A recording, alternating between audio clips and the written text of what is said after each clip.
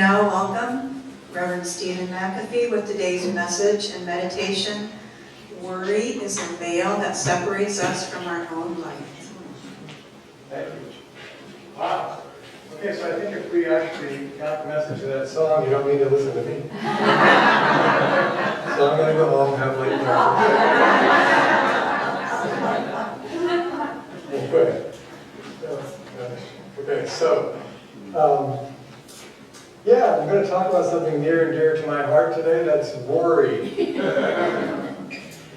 As many of you know, I really like the Bible. Thank you, Jeff. And I like dictionaries. I usually give you definitions of things. So I thought about giving you a dictionary definition of worry today. But then I decided that those among you who are worriers already know it really well. So I don't need to. Those of you who are not worriers, by the way, you might want to go down and get a cup of coffee, meditate for a while, because this won't apply to you. But if you've ever been or are a worrier, then maybe there's something for you here today. So I'm going to start with something that's well known, and it's a good reminder. I think it's a quote from Mark Twain, and he said, "I'm an old man now, and I have known a great many troubles in my life, most of which never happened."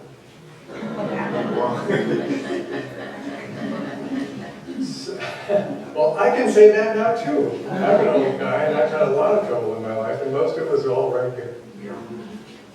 So I'm going to start with a little, confession and disclosure. I have been a worrier since I was young. Not to blame it on anybody, but I had a grandmother who was like a champion worrier. She would worry about airplanes falling out of the sky into her house. I mean, she could worry about anything. And so I was trained well. An excellent teacher. And most of my life I've been worried about things. When I first got out of the home environment, which was a really good one for me, I was fortunate. Good relationship with my parents, nice childhood. When I went to school, went into the public arena, I started worrying about things, and one of the things I worried about was getting good grades. Hello, God? This is a reminder that no matter how well we listen to instruction, we could listen better.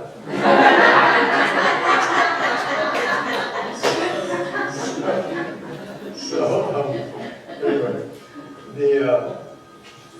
I worried about getting good grades. Well, then I got good grades. And then you know what I worried about? I worried about everybody expecting me to keep getting good grades. How stupid is that? But that's what I did. And then I worried about other things. I worried that I wouldn't be good at sports. So I wouldn't fit in with all the cool guys who were my kids in my school, were the sports guys. And I wasn't good at sports, and I didn't fit in with those guys. So my worries proved true. Now I even had more to worry about, because it proved to me that what I worried about was really going to happen. Any of this familiar so far? To some. When I got older, I worried about other things, girlfriends, cars, money, all that sort of stuff. So, you get the idea. I worried a lot. So, you might be wondering, have things improved? And the answer is yes, I've gotten really good at it.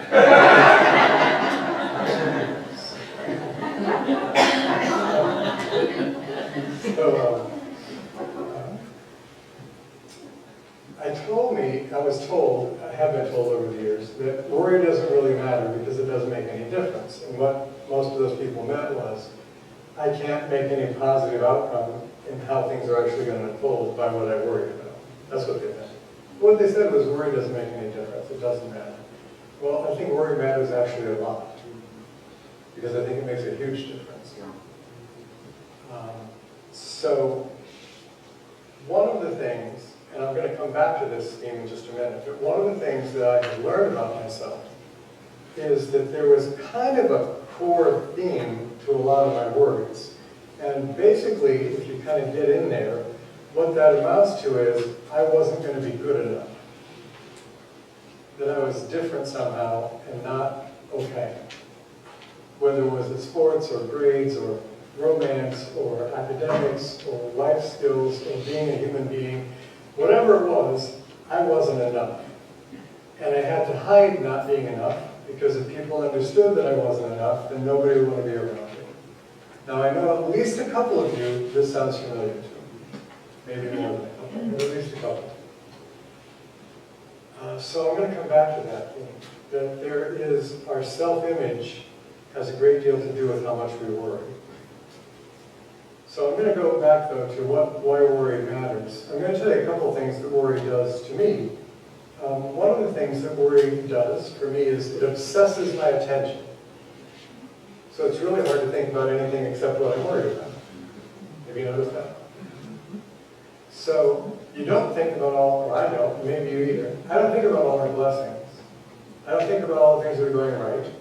I think about the things that I'm worried about. And mostly what I'm worried about are things that might not happen the way I want. What if I run out of money? Well, do you have enough today? Yes. But what if I run out of money tomorrow? What if my health fails me tomorrow? What if somebody I care about leaves me tomorrow? What if somebody I care about dies tomorrow? What if the world collapses tomorrow? What if there's a world war? What if the economy collapses? What if, what if, what if? And so, as I project all those things into the future that aren't actually happening right now, because right now actually I'm okay, I'm not feeling okay, I'm feeling stressed, because I'm worried about what isn't. The power of the month is what? Yeah. Guess what worry is? Imagination. The other side of the coin, it's not I imagine good unfolding in every arena of my life. It's I imagine disaster waiting to happen in every arena of my life. What else does worry do to you? And what? Health. Health. It affects your health negatively. Yeah, right? What else does it do? Not enough time. Not enough time. Right, not enough time. Here's something else it does for me. Whatever joy actually is present in my life, I miss it because I'm now upset with the worry that I have. I've told you this story before, but it's a true story still. And when my sons were really young, I was actually working on a lecture, putting together a lecture for a group. And I was having some struggles with it, and they kept wanting me to come out and play ball. And I kept saying, not yet, I'm working. So they went ahead and did their thing, and pretty soon they came back, hey Dad, let's go play ball. And I was still working. Well, that happened multiple times to the point that I started getting annoyed. Probably none of you have ever gotten annoyed at your children, but I was annoyed.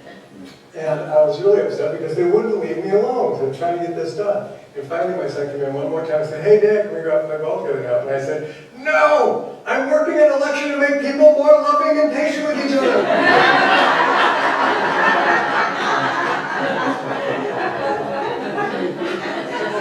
And the irony of that was not lost on me in the moment, so I put down the papers and I went out and play ball. Here's something else that worry does for me. It makes me miserable when I don't need to. There's plenty of things in life, by the way, that will make me miserable because they're really miserable. And when they're present, I have to deal with that. But worry is not one of them. Who makes you worry? You. Who can stop you from worrying? Who's the only one who can stop you from worrying? Yeah. So, hence the title of my talk. Worry is a veil that separates us from our own light. When you're in a state of worry, how confident are you in your own ability? You're not. How aware are you of the power of God's light in you to do what needs to be done? You're not. If there were somebody or some force that existed in the world that said, I don't want Stephen to realize the light that is in him. I don't want him to have a fulfilling life. I don't want him to experience joy, and I want to keep him convinced that he's not worth it. Do you know what tool would be the best thing they could use? Worry. So, for those of you who are, this is the season, for those of you who are gardeners, or work in the yard and do landscaping. Worry is like one of those weeds that if you cut it off, it doesn't go away. You just don't see it for a short time, but it grows right back stronger than it did before you cut it off. And how often do you have to weed your garden? As often as there are weeds in it. How often do you have to keep correcting yourself when you go into those negative thought patterns? As often as they arise. Yeah? Wouldn't it be nice if you could just do those things once? It's like, okay, I'm done. But for me, that hasn't happened. I'm still waiting for the one magic bullet, so to speak, that no more worry, no more fear. I'm always at a place of bliss. It hasn't happened for me. If it does for you, that's good. I have to work with it all the time. So if we have this worry, and I would like to get rid of the worry, and I do things like tell myself, there's no need to worry. Has that ever made any of you worriers feel any better? It doesn't work for me. That might be logical, but my worry is not logically based. Yeah? So that doesn't do any good. So I'm going to talk about something that helps me. Maybe it will help you. As most of you know, this Jesus guy, you might have heard of him, that Michael and I and others of us may call Yeshua, because that was his name in his own language. Yeshua talks about this. So I'm going to read you a couple of things he says. This is from Matthew 6:25. For this reason I say to you, do not be worried about your life. This is from Yeshua, to everybody that was with him at the time, and to you. Do not be worried about your life. Do not worry about what you will eat, or what you will drink, or for your body. What do I worry about? My health, my finances. What do I care about finances? Because that's enough to eat and drink and for my children. So that's everything he just named. Is your life not more than food, and your body more than clothing? Look at the birds of the sky. They do not sow, they do not reap, they do not gather crops into barns, and yet every day your heavenly Father feeds them. Are you not more important than they are? And I ask you this, by worrying, which one of you can add one single day to his life? So this is what Yeshua said. I'm going to read another part that he said. This is Matthew 7:9. What person is there among you right now who, if his son asked you for a loaf of bread, you would give him a stone? If he asked you for a fish, you would give him a snake. Are there any among you? Are there any among you? No. So you, despite having evil in you, know how to give good gifts to your children when they need them. How much more will your Father give you good gifts if you will only ask him? Now, do we need to ask God because he doesn't know we need those things? No. Do we need to ask God because we have to beg for him and he won't give them to him unless we grovel in front of him? No. Why do we need to ask God? Because we can't receive until we ask. That's why. Anybody know any addicts? Any smokers? Anybody that you see they're doing something that's really harming themselves and their family and their relationships, and you can see they need to stop doing that, and you say to them you need to stop doing this, and they don't want to? How likely are you to help them? You're not. You can send them to therapy. You can send them to a great therapist. And if they aren't willing, if they're not asking, good luck. It's when we ask that we're able to receive. It's not that anything is withheld by God until we ask.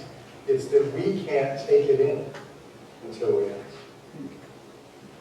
So, going on. Here's back to the theme I was going to talk about, and I started talking about a minute ago. And that is the image of not being good enough. A lot goes on with that image. And that does not just affect us in one arena of life. If any part of you feels unworthy, it will affect your entire life in every arena you're in. It will affect you in your work and career. It will affect you in your personal relationships. It will affect you in your family. It will affect you in your spiritual circle. Because everywhere you go, the vibe that you carry is, I'm not good enough. And I don't want you to know that. So I'm going to hide a really important part of you from you every single time I talk to you. It's going to affect everything you do. This is one more quote. This is not from Jesus, or may have been, but it's written by John. It's in the first letter of John. There is no fear in love. Perfect love drives out all fear. That part's quoted quite a bit. That's also part of the basis for the Course in Miracles for those of you studying under. But here's the last of that sentence. There is no fear in love. Perfect love drives out fear because fear involves punishment. And one who fears is still expecting punishment. And therefore, not perfected in love. Take that in. So, if I don't feel worthy, if I don't feel good enough, if I feel ashamed, if I feel like I'm not okay, then no matter what's given to me, I can't receive it. And even if I do receive it, I worry about having received it because I'm sure it's going to be taken away from me and destroyed because I don't deserve it. And somehow, God knows that. So I'm going to be punished now for getting what I never deserved to have in the first place. You might, some of you, be recognizing some of these patterns in you that you don't verbalize this way, but the energy is there of this same thing. So the antidote to this is to start believing that you matter. You do not, this is me, you do not need to believe that you are unflawed. You do not need to believe that you will never fail. You need to believe that you matter whether you do or not.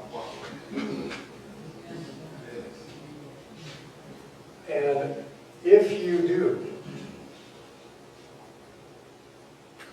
have you ever known someone, and maybe it's you, but have you ever known someone who was really a wonderful person, and somebody loved them very much?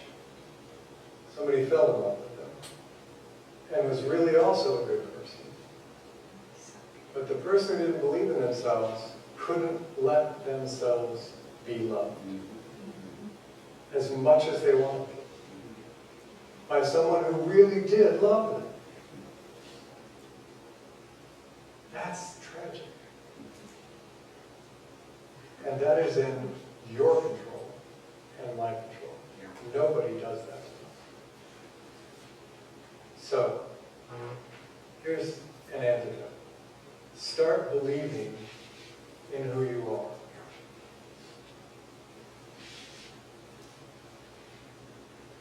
Part of that is give God permission to love you. Don't ask for it. Don't try to earn it. Don't hope you one day find it.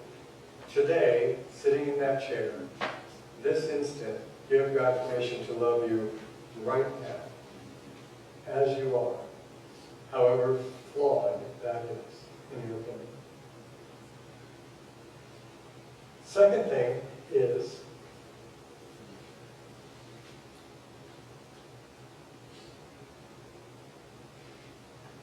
that you need to start being more grateful for what you have than worried about what you don't.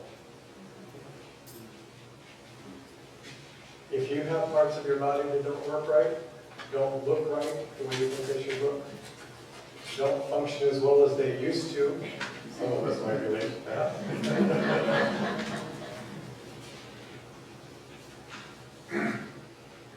That, right now, whatever's not working well in your body, there's more that is working right than right. Or you'd be hooked up to tubes somewhere in a hospital. Right. Your body's almost perfectly working. May have a few areas that are kind of weak. Your spiritual understanding may not be complete and perfect, but it's just right for where you are today. And tomorrow, it will be just right for where you are tomorrow. This is how life unfolds. This is how it works. Also, for those of you who are gardeners, if you plant something, if you plant an acorn, if you plant a rose, if you plant corns, whatever it is you plant, you don't put the seed in and tomorrow you have the full-blown plant. There is no plant that does that. It all goes through a growth cycle in certain seasons. So do we.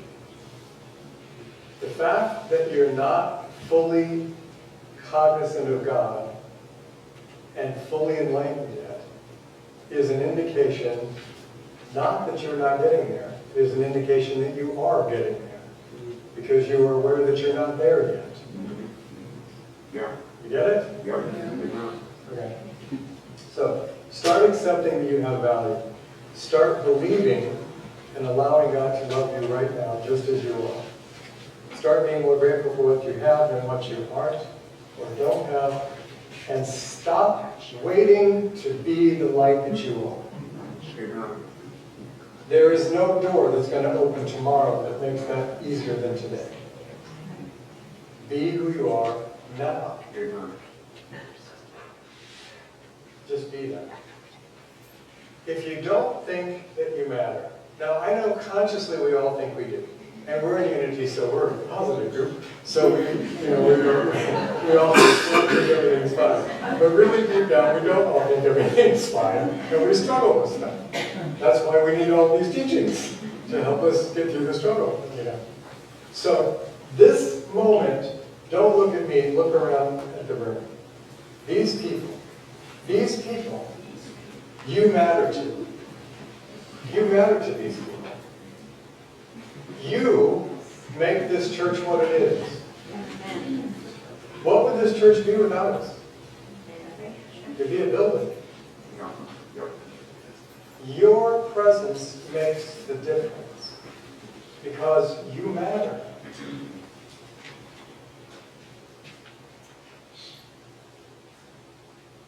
This is my belief, which could be mistaken, but my belief is that if any one of us in this room right now were in serious trouble, seriously needed help, even those people that some of us aren't particularly fond of, if we're really honest,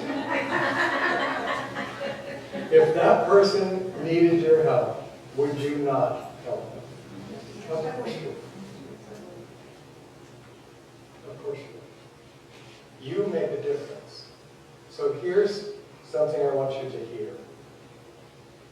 When Yeshua started his ministry, his public ministry, it began by being baptized. You may or may not know this story, because some of you are really familiar with the Bible, some of you not so much. But here's a story from the Bible, that when Jesus started his public ministry, it began with him being baptized in the River Jordan by his cousin called John the Baptist. After that, Yeshua went into the wilderness of the desert for 40 days and 40 nights, and fasted and prayed.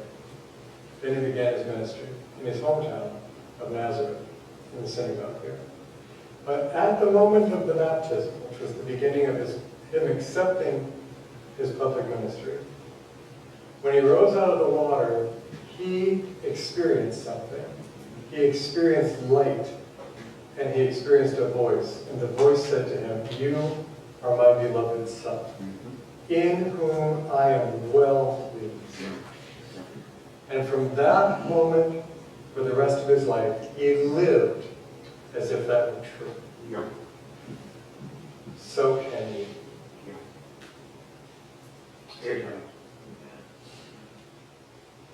So let's do a little meditation together.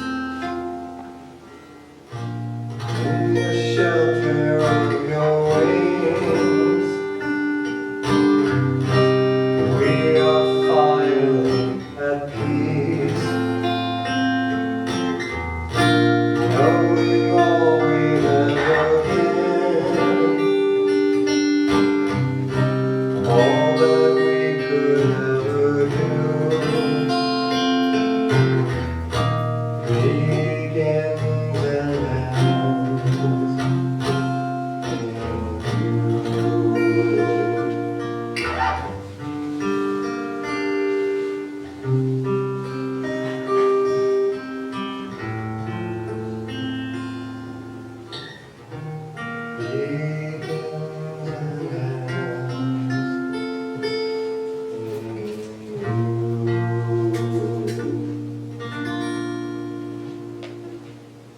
just take a moment, bring our attention inside, and reflect on not who we think we are, but who we are.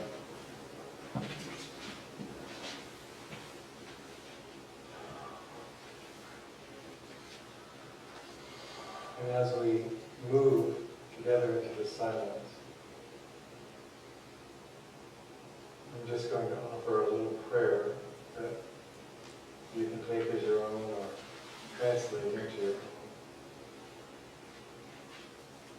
Maker of my life, Holy Father and Mother of all souls, I rest in you. The breath of your Spirit gives direction to my life. May your voice speak through mine. Your love flow through my heart. Your healing move through my hands. And your peace fill my world. In this silence, I surrender to you all my false beliefs about myself. In the silence, I surrender my life into your care. In the silence, I feel eternity. And when it comes my time to rise from this silence, may it be to walk this world as your beloved child.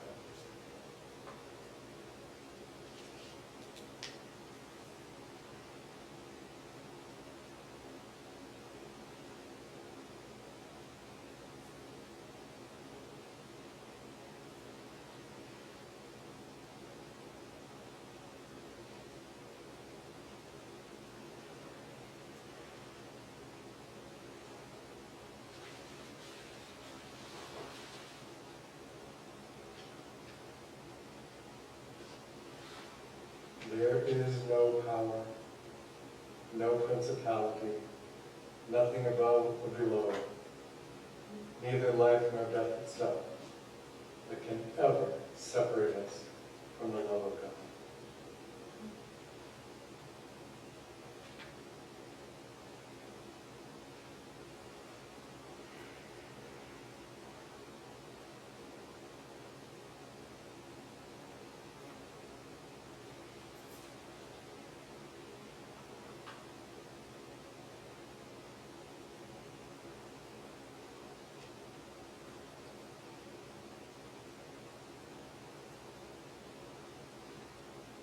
If Yeshua could say one thing to you and to me, it might be, you no